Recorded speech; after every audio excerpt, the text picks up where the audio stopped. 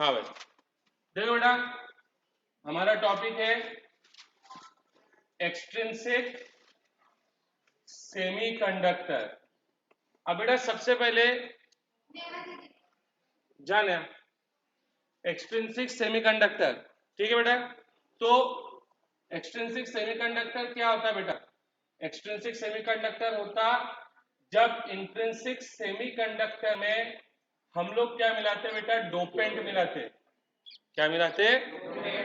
तो ये इंट्रिंसिक और डोपेंट को मिला के जो बनता, इसको हम लोग बोलते हैं एक्सट्रिंसिक सेमीकंडक्टर। अब बेटा सबसे पहले हमको ये बात यहाँ पे समझनी चाहिए कि what is the need of extrinsic semiconductor. Intrinsic से तो हमारा काम हो ही रहा था, हमको एक्सट्रिंसिक की क्या जरूरत थी? तो बेटा जैसे हमने इंट्रिंसिक सेमीकंडक्टर में देखे थे कि ये प्योर फॉर्म है और 0 केल्विन पे ये कैसा बिहेव करता? इंसुलेटर की तरह बिहेव करता। लेकिन जैसे जैसे हम लोग क्या करते बेटा? टेम्परेचर को बढ़ाते जाते। जैसे जैसे हम लोग क्या करते तो भाई कोवैलेंट बॉन्ड क्या होते? ब्रेक होते। लेकिन ऐसा नहीं कि तूने भाई टेम्परेचर बढ़ाया एकदम 60 से सारे कोवैलेंट बॉन्ड टूट गए, ऐसा नहीं। मैंने तुम लोग को कुछ डाटा दिया था और बताया था कि रूम टेम्परेचर यानी 27 डिग्री सेल्सियस में 10 to the power 29 covalent bond में से एक एटम के बॉन्ड्स क्या होते? टूटते। इतना बॉन्ड टूटने का रेशियो कम है। जब बॉन्ड टूटते तो क्या बनते बेटा? इलेक्ट्रॉन और होल जनरेट होते। और हम जब इलेक्ट्रिक फील्ड अप्लाई करते तो ये इलेक्ट्रॉन और होल अपोजिट डायरेक्शन में मूव करते और वहां पे करंट को कंस्टिट्यूट करते। लेकिन इंट्रिंसिक सेमीकंडक्टर की जो कंडक्टिविटी है वो बहुत कम है, उससे हमारा काम नहीं होता। हमको तो भाई ऐसा चाहिए कि जिसकी कंडक्टिविटी रूम टेम्परेचर पे अच्छी हो। तो भाई हम लोग उसकी कंडक्टिविटी को क्या करना चाहते? एनहांस करना चाहते। ठीक है, तो भाई उसकी कंडक्टिविटी को एनहांस करने के लिए हम उसमें बाहर से कुछ सब्सटेंस मिलाते।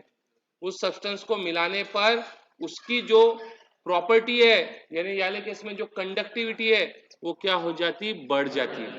जैसा मैंने तुमको एग्जांपल दिया था कि जो एथलीट लोग रहते हैं, जैसे जो रनर है, तो भाई वो अपने शरीर में कुछ बाहर से ऐसी चीजें अपने शरीर में इंजेक्ट करते हैं जिसके बाद उनकी रनिंग की, जंपिंग की सब एबिलिटी क्या हो जाती? बढ़ जाती है।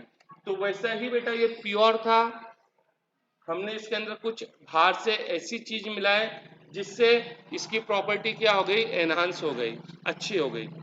तो अब इसको हम लोग क्या बोलेंगे? एक्सट्रिंसिक सेमीकंडक्टर बोलेंगे। ठीक है, उसके बाद बेटा मैंने तुमको ये बात भी बताया था कि जो डोपेंट है, डोपेंट के लिए काफी ऑथर लोग वर्ड यूज करते हैं इम्प्योरिटी। क्या वर्ड यूज करते हैं? क्योंकि हम इसको बहुत कम मात्रा में, काय में बहुत यानी पीपीएम में ऐड करते हैं। काय में ऐड करते हैं? पीपीएम यानी पार्ट्स पर मिलियन। मिलियन का मतलब होता है 10 लाख। जैसे मैंने बोला 1 पीपीएम मतलब सिलिकॉन के 10 लाख एटम पे हमने एक डोपेंट को मिलाया है। ठीक है, फिर मैंने तुमको ये बताया था कि ऐसा हम किसी को भी डोपेंट इस्तेमाल नहीं कर सकते। डोपेंट इस्तेमाल करने के लिए कुछ कैरेक्टरिस्टिक्स होना चाहिए, क्योंकि डोपेंट क्या करेगा? हमने देखे थे कि सिलिकॉन का ऐसा क्रिस्टल आता, सिलिकॉन कितने बॉन्ड बनाता है बेटा? 4, क्योंकि उसके आउटर मोस्ट शेल में कितने इलेक्ट्रॉन है? 4 इलेक्ट्रॉन है। ऑक्टेट के लिए कितने कम है? 4 कम है। तो कितने बॉन्ड बना लेता बेटा? 4 बॉन्ड बनाता। हर सिलिकॉन का एटम अपने नेबरिंग सिलिकॉन के एटम से 4 बॉन्ड बनाता। तो हम जो डोपेंट ऐड कर रहे हैं, ये डोपेंट क्या करेगा? सिलिकॉन के क्रिस्टल में जाएगा और सिलिकॉन के एटम को क्या करेगा? रिप्लेस करेगा। पहले बातों पे इतना जोर नहीं देना पड़ता था बेटा, लेकिन अब 1 मार्क के सवाल तो ये बातों पे भी जोर देना पड़ रहा हमको। क्या करेगा वो? सिलिकॉन के एटम को रिप्लेस कर देगा। तो बेटा उसकी जो साइज है वो लगभग सिलिकॉन के एटम के इतनी ही होनी चाहिए। दूसरा, जब वो उसको रिप्लेस करेगा, किसको? सिलिकॉन के एटम को, तो उसने क्रिस्टल के स्ट्रक्चर को डिस्टॉर्ट नहीं करना चाहिए, नहीं बिगाड़ना नहीं चाहिए। क्या बेटा क्लियर है? फिर मैं तुमको डोपिंग के तरीके बताया था। पहला क्या तरीका था? प्योर सिलिकॉन रख, उस पर इम्प्योरिटी को क्या कर दे? बम्बार्ड कर दे। दूसरा क्या तरीका बताया था? दोनों को पिघाल ले, मिक्स कर दे, सॉलिडिफाई हो ले। बन गया भाई। तीसरा, इंट्रिंसिक सेमीकंडक्टर को हीट कर in the atmosphere of dopant. ठीक है बेटा। अब आगे कहानी बेटा। अब जो ये याद रखना, एक्सट्रिंसिक की जो कंडक्टिविटी है, it is much higher than the conductivity of intrinsic semiconductor. अब बेटा एक्सट्रिंसिक सेमीकंडक्टर भी दो टाइप के होते हैं, एक होता पी टाइप और एक होता एन टाइप। तो चलो भाई स्टार्ट करते हैं हम लोग।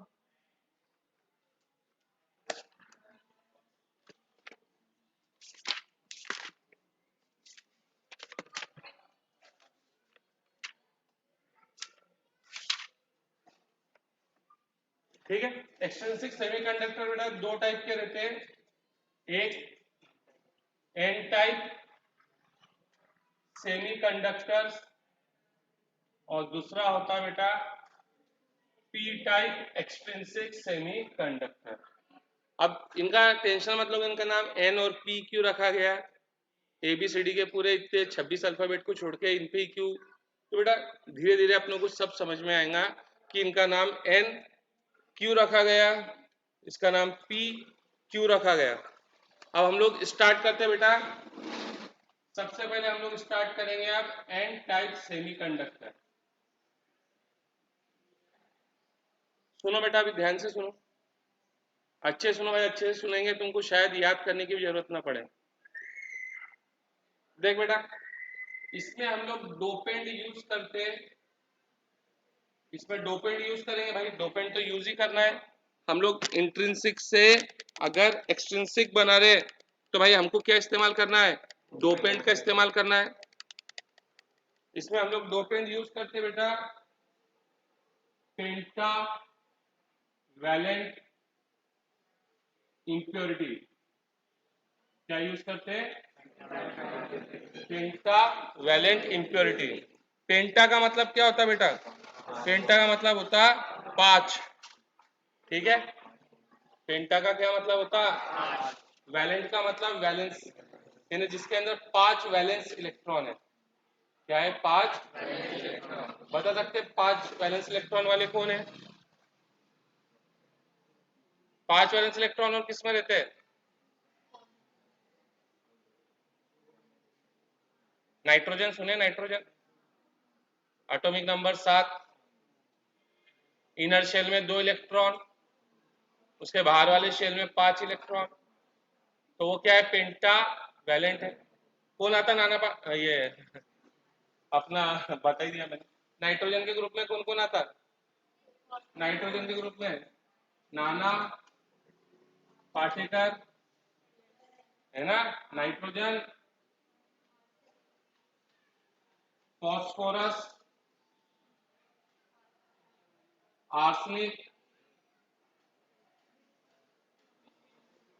बोलो, नाना पाटेकर, ऐश्वर्या, सब। एसबी किसका सिंबल है भाई, बिस्मार्क, एंटीमनी को सुना नहीं है। तो सुन भाई, इसके अंदर हम लोग जो इम्प्योरिटी यूज करते हैं ना, बेसिकली ये 2 इम्प्योरिटी यूज करते हैं हम लोग, फॉस्फोरस और आर्सेनिक। तो ये कैसी इम्प्योरिटी है, पेंटा वैलेंट इम्प्योरिटी है। क्या बात समझ में आई। तो पेंटा वैलेंट इम्प्योरिटी लाइक फॉस्फोरस और आर्सेनिक। बेटा क्लियर है। अब बेटा क्या होता जब हम इसके अंदर ये पेंटावैलेंट इम्प्योरिटी को मिलाते हैं, तो सबसे पहले पेंटावैलेंट इम्प्योरिटी क्या करती है, सिलिकॉन के स्ट्रक्चर में, सिलिकॉन के जाती और सिलिकॉन के एटम को रिप्लेस कर देती, सिलिकॉन के एटम को रिप्लेस कर देती। जैसा सपोज मैंने यहाँ पे यूज किया डोपेंट आर्सेनिक, तो आर्सेनिक जाएगा सिलिकॉन के क्रिस्टल में, सिलिकॉन के एटम को रिप्लेस कर देगा। बहुत अच्छी बात है। आर्सेनिक के पास वैलेंस शेल में कितने इलेक्ट्रॉन है, पेंटावैलेंट है तो ऑब्वियसली 5 इलेक्ट्रॉन रहेंगे। 5 में से बेटा उसने 4 इलेक्ट्रॉन का इस्तेमाल किया और आजू बाजू के 4 सिलिकॉन से 4 कोवैलेंट बॉन्ड बना दिया। लेकिन पांचवा इलेक्ट्रॉन तो बच गया भाई, बच गया। क्या क्लियर? अब मेरे को ये जवाब दो, क्या इस सिलिकॉन सॉरी इस आर्सेनिक को ऐड करने के बाद अब ये सिलिकॉन का क्रिस्टल इलेक्ट्रिकली न्यूट्रल है या नहीं है? नहीं है। कोई है नालायक बच्चा जो बोल रहा है भाई इलेक्ट्रिकली न्यूट्रल है? ये सारे सिलिकॉन के एटम्स है, एटम्स इलेक्ट्रिकली न्यूट्रल है। ये आर्सेनिक का एटम है, ये भी इलेक्ट्रिकली न्यूट्रल है, तो पूरा क्रिस्टल इलेक्ट्रिकली न्यूट्रल हो गया ना भाई। ये इसको ध्यान मत दो, ये तो आर्सेनिक का एटम है भाई, एटम तो इलेक्ट्रिकली न्यूट्रल ही रहते हैं। तो ये मत सोचना कि दो पिंड को मिलाने के बाद अब क्रिस्टल पे क्या आ गया, चार्ज आ गया। तो भाई ये बात बिल्कुल याद रखना, before and after addition of dopant crystal remains electrically neutral। क्या बेटा क्लियर है? क्या बेटा क्लियर है? अब बेटा तुम इस इलेक्ट्रॉन की एनर्जी पे कुछ कमेंट कर सकते हैं? तीन तरीके के इलेक्ट्रॉन है। एक इलेक्ट्रॉन जो बॉन्ड में इन्वॉल्व है, electrons which are involve in bond formation. दूसरे free electrons which are responsible for the conduction of electric current and they are not under the influence of any of the nucleus। ठीक है? और तीसरा ये electron है, मैंने क्या बोला, एक ऐसे इलेक्ट्रॉन है जो किसमें इन्वॉल्व है, बॉन्ड में। दूसरे electrons they are the free electrons, और ये थर्ड है ये। अच्छा ये इलेक्ट्रॉन फ्री है क्या?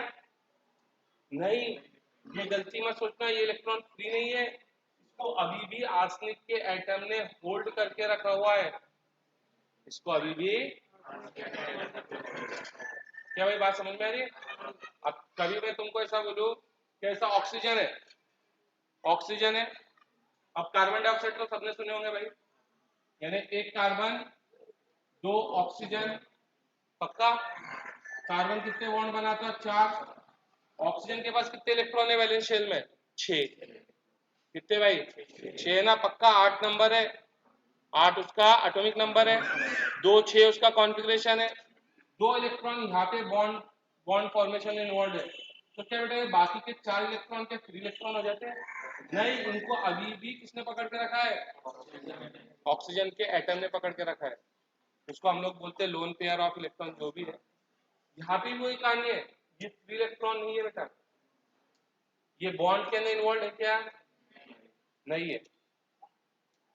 क्या ये फ्री इलेक्ट्रॉन है क्या, नहीं, ये फ्री भी नहीं है, क्योंकि इसको आर्सेनिक के एटम ने होल्ड करके रखा हुआ है। क्या क्लियर है? तो इस इलेक्ट्रॉन की एनर्जी क्या हो जाएंगी, एनर्जी बैंड बना रहा हूं भाई, आराम से, कोई घाई नहीं, अपन आराम आराम से करेंगे बेटा चैप्टर। ये वैलेंस बैंड है,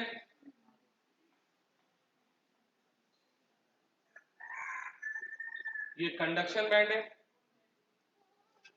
ये किसकी एनर्जी को किसकी एनर्जी को रिप्रेजेंट करता है, जो इलेक्ट्रॉन वैलेंस बैंड में, ठीक है, मतलब इनकी एनर्जी को रिप्रेजेंट करता है ये इलेक्ट्रॉन के। ये किसको रिप्रेजेंट करता है, फ्री इलेक्ट्रॉन को।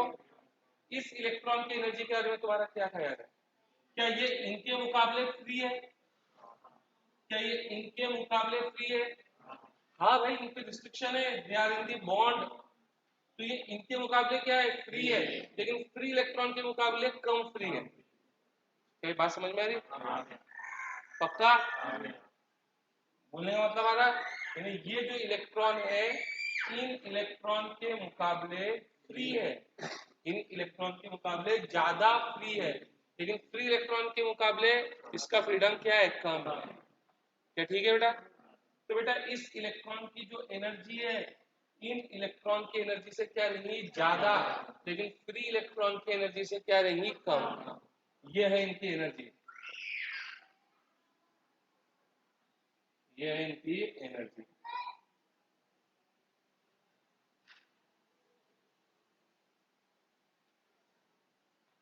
क्या ठीक है बेटा, ये इनकी एनर्जी, और ये गैप लगभग कुछ 0.04 इलेक्ट्रॉन वोल्ट है सिलिकॉन के लिए। ठीक है, अब इसको हम लोग बोलते हैं बेटा डोनर एनर्जी लेवल। क्या बोलते हैं? क्योंकि इसमें हमने जो डोपेंट मिलाए है ना, वो एक इलेक्ट्रॉन क्या कर रहा है, डोनेट कर दे रहा है। इसके लिए हम इस इंप्योरिटी को बेटा डोनर इंप्योरिटी भी बोलते हैं। क्या बेटा क्लियर है? तो ये कहलाएगा डोनर एनर्जी लेवल। अब बोल कौन से इलेक्ट्रॉन आसानी से इलेक्ट्रिसिटी कंडक्ट कर सकते हैं? यहाँ के इलेक्ट्रॉन आसानी से इलेक्ट्रिसिटी कंडक्ट, अरे सॉरी, ये बेटा वैलेंस बैंड, यहाँ के इलेक्ट्रॉन आसानी से एनर्जी कंडक्ट कर सकते हैं कि ये इलेक्ट्रॉन आसानी से एनर्जी कंडक्ट कर सकते हैं? इन इलेक्ट्रॉन को एनर्जी कंडक्ट करने के लिए, इन इलेक्ट्रॉन्स को करंट कंडक्ट करने के लिए, इलेक्ट्रिसिटी कंडक्ट करने के लिए इतनी एनर्जी चाहिए, उनको इतनी एनर्जी चाहिए कि वो यहां से वैलेंस बैंड से कहां जंप कर सके। लेकिन इनको देख कितनी एनर्जी चाहिए, सिर्फ इतनी एनर्जी चाहिए। तो बात समझ में आ गई बेटा क्या? तो कौन आसानी से इलेक्ट्रिसिटी कंडक्ट कर देगा? तो ये जो इलेक्ट्रॉन था जो कि वैलेंस ना कि बॉन्ड फॉर्मेशन में इन्वॉल्व था और ना ही पूरी तरीके से फ्री था, अगर इसको एकदम मामूली सी एनर्जी मिल जाए तो ये क्या बन जाएगा, फ्री इलेक्ट्रॉन बन जाएगा और क्या करेगा, इलेक्ट्रिसिटी को कंडक्ट करेगा। क्या क्लियर है भाई? क्लियर है? तो भाई अब ऐसे बहुत सारे इलेक्ट्रॉन्स रहते हैं, ऐसे, और इसके अलावा बेटा और इलेक्ट्रॉन्स क्रिएट होते हैं। More electrons and hole are created. क्यों भाई, कैसे क्रिएट होंगे? Due to breaking of covalent bond. ये भी तो काम चलते रहेगा, ऐसा थोड़ा तुमने डोपेंट मिला दिया तो कोवैलेंट बॉन्ड का टूटना रुक जाएगा। रूम टेम्परेचर पे तो कोवैलेंट बॉन्ड टूटना चालू ही हो जाएंगे, और टेम्परेचर बढ़ा और कोवैलेंट बॉन्ड टूटेंगे। यानी इसमें दो इलेक्ट्रॉन्स इलेक्ट्रिसिटी कंडक्ट करेंगे, दो तरीके के इलेक्ट्रॉन्स। पहले कौन से इलेक्ट्रॉन्स? वो इलेक्ट्रॉन्स जो डोपेंट के साथ में आया था, बॉन्ड फॉर्मेशन में इन्वॉल्व नहीं हुआ था, वो एक इलेक्ट्रिसिटी कंडक्ट करेगा। और दूसरा कोवैलेंट बॉन्ड टूटने से ये इलेक्ट्रॉन वैलेंस बैंड से कहां पहुंच जाएंगे? क्या क्लियर हो रहा है बेटा? कंडक्शन बैंड में। तो जिसके वजह से अब इलेक्ट्रॉन की गिनती क्या हो गई, और ज्यादा हो गई।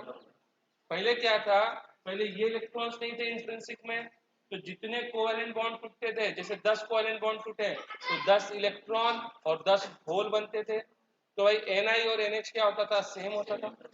लेकिन अब कोवैलेंट बॉन्ड टूट रहे, सपोज 10 कोवैलेंट बॉन्ड टूटे तो 10 इलेक्ट्रॉन बने, 10 होल बने, लेकिन इनके वजह से इलेक्ट्रॉन की गिनती क्या हो गई, बढ़ गई। तो हम लोग बोलेंगे कि याले केस में मेजॉरिटी चार्ज कैरियर, मेजॉरिटी कौन है, मेजॉरिटी चार्ज कैरियर कौन सा है, इलेक्ट्रॉन है। मेजॉरिटी चार्ज कैरियर कौन है, इलेक्ट्रॉन। और इलेक्ट्रॉन कैसे रहते हैं, नेगेटिव। इसके लिए इनको नाम दिया गया एन टाइप सेमीकंडक्टर। क्या भाई बात समझ में आ रही है?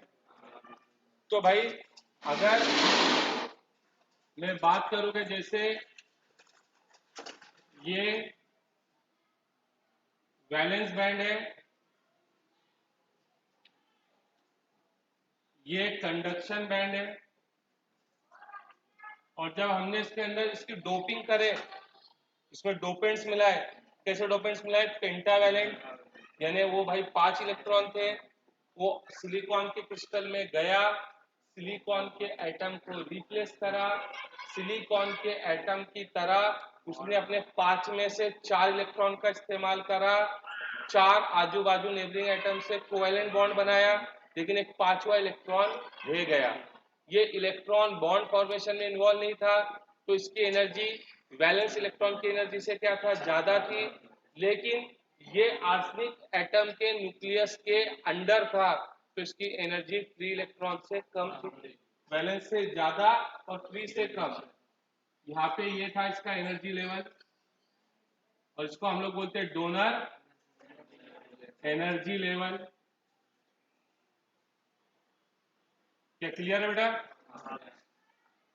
अब ये जो गैप है बेटा ये बहुत कम है ना, देखना 0.0 में 0.04 इलेक्ट्रॉन वोल्ट। तो बेटा रूम टेम्परेचर पे क्या होगा, जैसा भाई रूम टेम्परेचर पे कुछ इलेक्ट्रॉन्स क्या करते थे, कोवेलेंट बॉन्ड तोड़ देते थे और कहां पे पहुंच जाते थे, कंडक्शन बैंड में। तो बेटा वैलेंस बैंड में क्या क्रिएट हो जाते थे, होल्स। क्या बेटा क्लियर है? अब ये भाई ये तो बहुत आसानी से रूम टेम्परेचर पे ही बहुत आसानी से यहाँ से यहाँ क्या कर जाएंगे, जंप कर जाएंगे।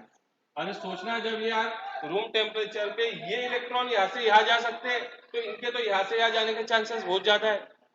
ये एनर्जी गैप कितना है, 1.1 है, और ये कितना है 0.05 है, लगभग 0.05 ही पकड़ ले, यानी कितना कम है यार भाई, 20 गुना कम है।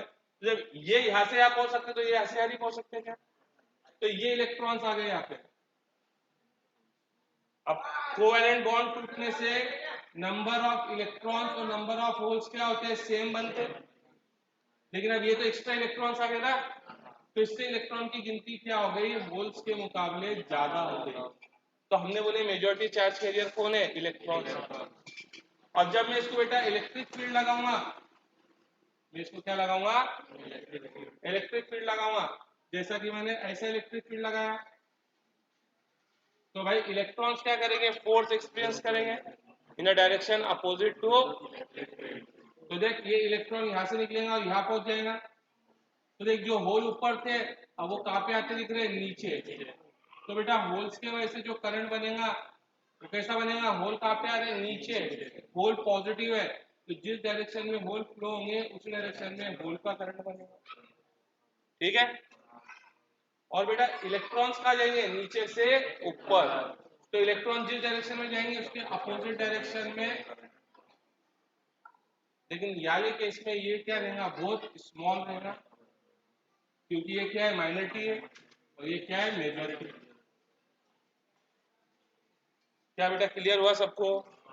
क्या एन टाइप सेमीकंडक्टर सबको समझ में आया? पक्का? कोई डाउट है?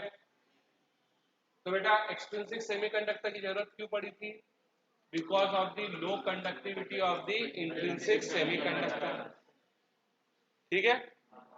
And we improvise the conductivity of the intrinsic semiconductor with the help of foreign substance known as dopant। क्या बेटा यहाँ तक कोई डाउट लग रहा है? नेक्स्ट देखो,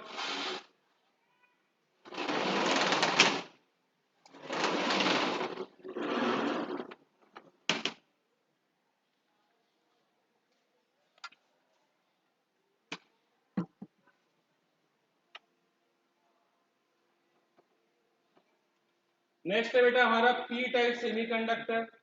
अब तुमको नाम से अंदाजा लग गया होगा कि P स्टैंड्स फॉर पॉजिटिव, यानी इसमें मेजॉरिटी चार्ज कैरियर कौन रहने वाले हैं, पॉजिटिव रहने वाले, यानी होल्स रहने वाले हैं।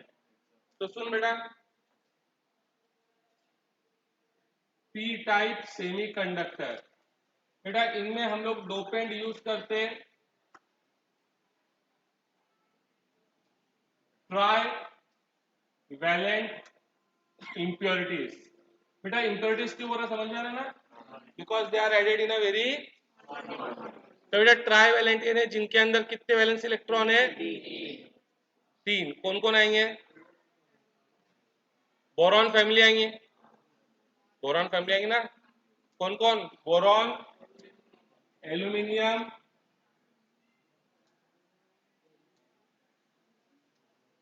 गैलियम, गैलियम गैलियम तो लिख लिया, इंडियम और थैलियम। क्या भाई क्लियर है? ऐसा कुछ बताऊंगा, बैगन आलू गाजर इन थैला, है क्या नहीं? तो ये बेटा ट्राइवैलेंट इंप्योरिटी है। इनमें कितने इलेक्ट्रॉन है?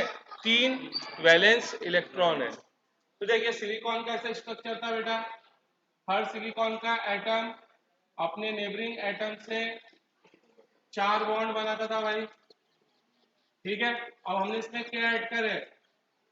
ट्राइवैलेंट इंप्योरिटी को ऐड कर दिया, जैसे कि इंडियम एल्यूमिनियम, इनको ऐड करें।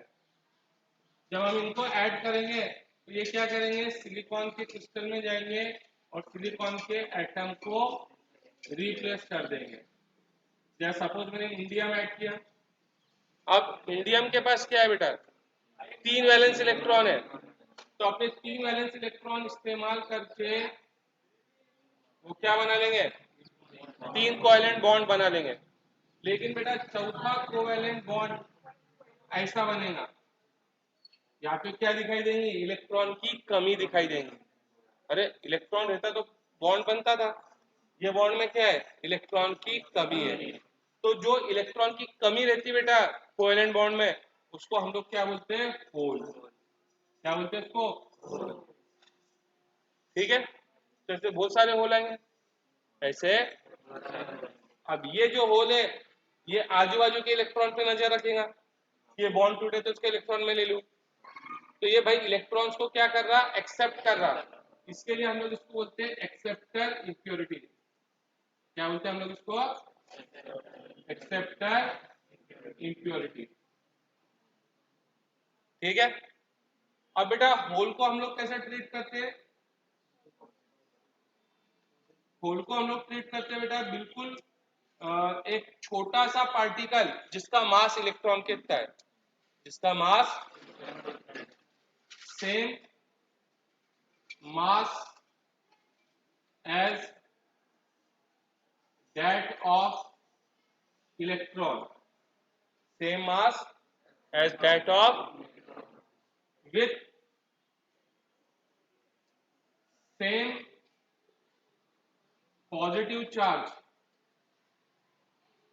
with positive charge of same magnitude as that on electron। In electron पे ठीक जितना नेगेटिव चार्ज है हम बोलते हैं होल के ऊपर उतना ही पॉजिटिव चार्ज। क्या क्लियर है?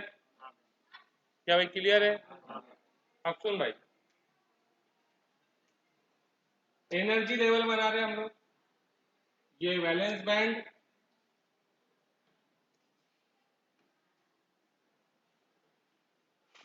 ये कंडक्शन बैंड। ये तो रिप्रेजेंट करेगा किनकी एनर्जी को? इलेक्ट्रॉन्स की एनर्जी को, जो काई में इन्वॉल्व है बॉन्ड में। ये रिप्रेजेंट करेगा होल की एनर्जी काई तेरे हिसाब से।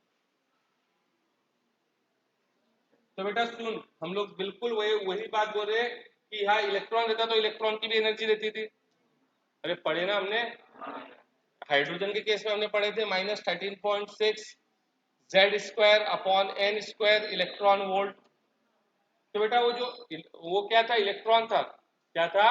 तो न्यूक्लियस उसको अट्रैक्ट कर रहा था, इसके लिए उसकी एनर्जी क्या थी? नेगेटिव थी। नेगेटिव एनर्जी हमको इंडिकेट करती थी कि न्यूक्लियस उसको क्या कर रहा? अट्रैक्ट कर रहा। अब होल क्या है? पॉजिटिव है, तो न्यूक्लियस उसको क्या करेगा? तो इसकी एनर्जी क्या हो जाएगी? पॉजिटिव। इसकी एनर्जी क्या हो जाएंगी? पॉजिटिव। जितनी इलेक्ट्रॉन की यहाँ पे अगर इलेक्ट्रॉन होता तो उसकी जितनी नेगेटिव एनर्जी होती थी यहाँ पे होल की उतनी क्या हो जाएंगी? पॉजिटिव एनर्जी हो जाएगी। तो ये रिप्रेजेंट करता है बेटा हमारे ये होल की एनर्जी को। किसको रिप्रेजेंट करता? और ये कहलाता हमारा acceptor energy level. Acceptor energy level. ठीक है? क्या भाई क्लियर है? पक्का? अब ऐसे होल से आते हैं, ये होल्स की एनर्जी है।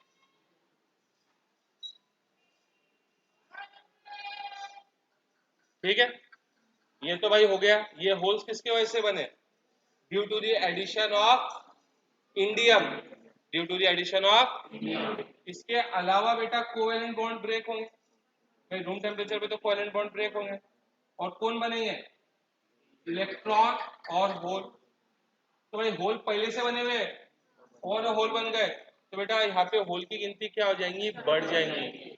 तो इसके अंदर जो होल्स है they are the majority charge carrier, और होल्स कैसे होते हैं, पॉजिटिव। इसके लिए इसको बोला गया पी टाइप सेमीकंडक्टर। क्या क्लियर है? काफी लोग तो सो गए। अब बोल क्या क्या कहानी होंगी, इलेक्ट्रिक फील्ड लगाएंगे या टेम्परेचर बढ़ेगा या रूम टेम्परेचर पे क्या होगा। पहले ये इलेक्ट्रॉन्स को इलेक्ट्रिसिटी कंडक्ट करने के लिए यहां से यहां जाना पड़ता था, अभी भी जाएंगे, कुछ तो पहुंच जाएंगे, लेकिन अब देखना अब हुआ क्या भाई, सपोज ऐसे पहुंच गया भाई, अब हुआ क्या, अब पहले इनको यहां से यहां जाना पड़ता था, अब वो क्या करेंगे, यहां से सिर्फ यहां जाएंगे। क्या क्लियर है? तो पहले जो इतना जंप करना पड़ता था सिर्फ इतना ही जंप करना पड़ता। क्या भाई क्लियर है?